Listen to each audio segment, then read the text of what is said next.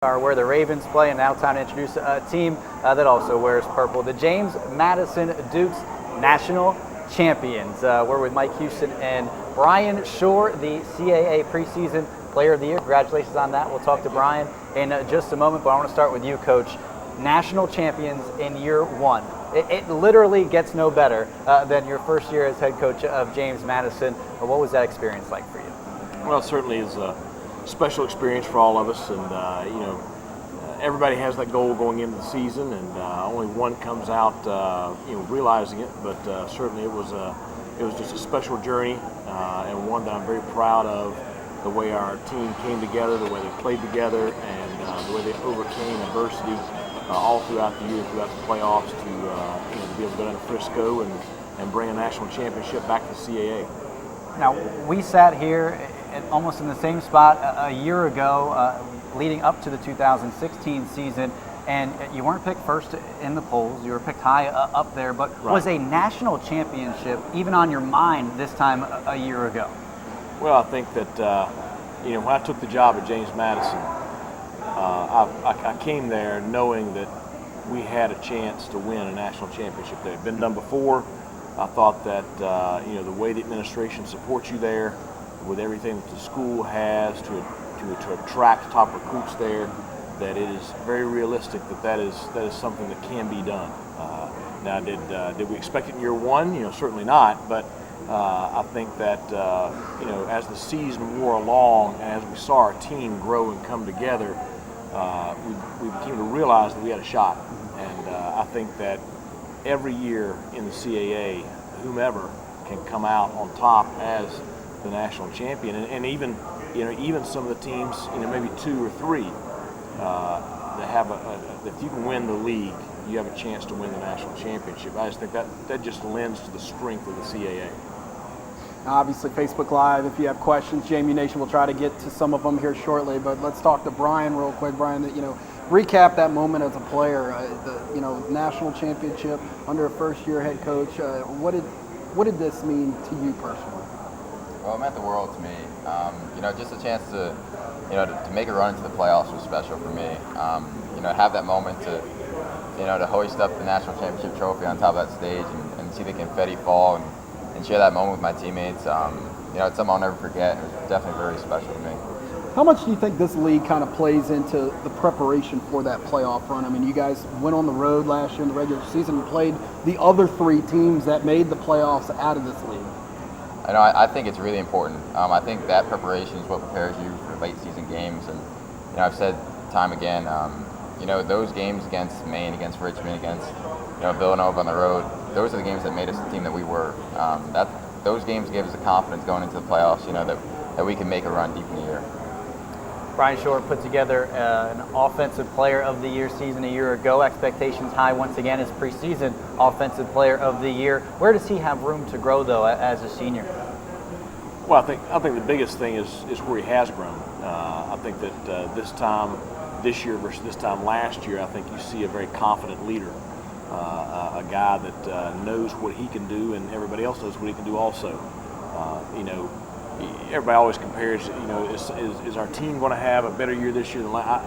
I don't know. I know that Bryan is a better player right now than he was a year ago, coming out of spring practice, and watching his leadership this fall, or this summer, leading into the fall. He's just, he is everything that as a coach you would want from a character standpoint, from a leadership standpoint, from a work ethic. He is just, I'm fortunate to have the opportunity to coach him, one more year. A better version of Bryan Schor is pretty scary for the rest of the league, that's for sure. Yeah, we have a question here, Coach, for you on Facebook Live from Jonathan McNamara.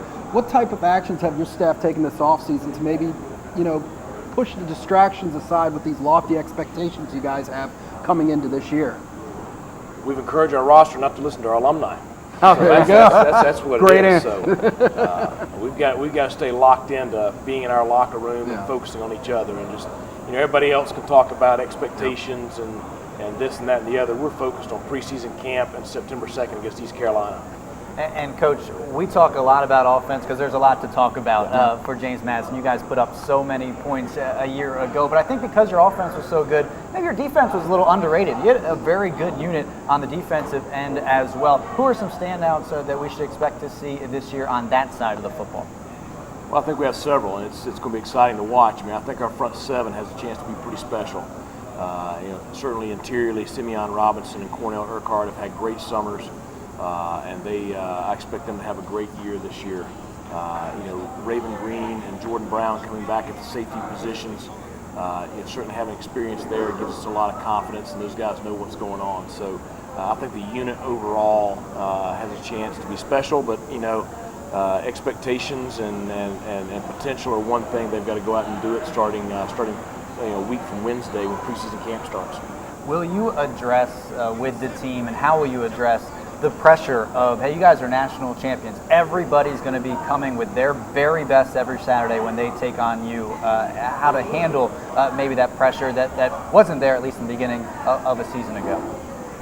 I don't know how much pressure. Pressure comes from listening to external, things. We have internal expectations of what we want to be and what we want to do. We just got to keep our focus there. Certainly, we're going to get everybody's best shot, but we don't control anybody else. We can control ourselves. We can control our preparation. We can control how we play together. We can control, playing our role within, what the team needs. Those are the things that we've got to focus on. We've got to focus on being the best JMU that we can be every single day during preseason camp, and then starting September 2nd, we've got to focus on being the best JMU we can be each Saturday. And we can't get ahead of ourselves, and we can't overlook anybody, but you can't do that any year in the CAA. And when you look at the CAA, and I'll ask you and Bryan if you want to comment as well, how did playing the tough CAA schedule week in, week out, so much talent league-wide, prepare you for that playoff run a season ago?